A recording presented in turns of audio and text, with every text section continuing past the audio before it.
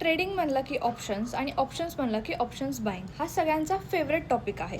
Options buying म्हणजे जुगार नाही आहे, पण जर ते तुम्ही योग्य पद्धतीनं केलं नाही तर नक्कीच तुमचं अकाउंट जे आहे हे ब्लो होऊ शकतं, आपले पैसे जे आहेत हे जाऊ शकतात.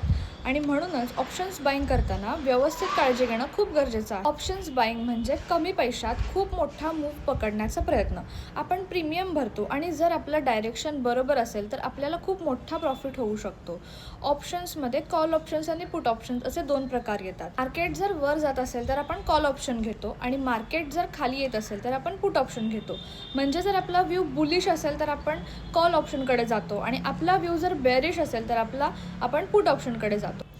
आता यामध्ये रिस्क किती असते तर मॅक्झिमम आपल्याला तेवढा लॉस होतो जेवढा आपण प्रीमियम भरलेला असतो, पण आपल्याला स्टॉप लॉस लावावा लागतो. त्यानंतर ऑप्शन्समध्ये टाईम डिके नावाचा प्रकार असतो. जरी मार्केटमध्ये मुवमेंट नसेल तर प्रीमियममध्ये डिके होत असतं आणि त्याच्यामुळे सुद्धा ऑप्शन्समध्ये बरेचसे लॉसेस होतात. टाईम डिके हा ऑप्शन्स बाईंगमधला सगळ्यात मोठा प्रॉब्लेम आहे.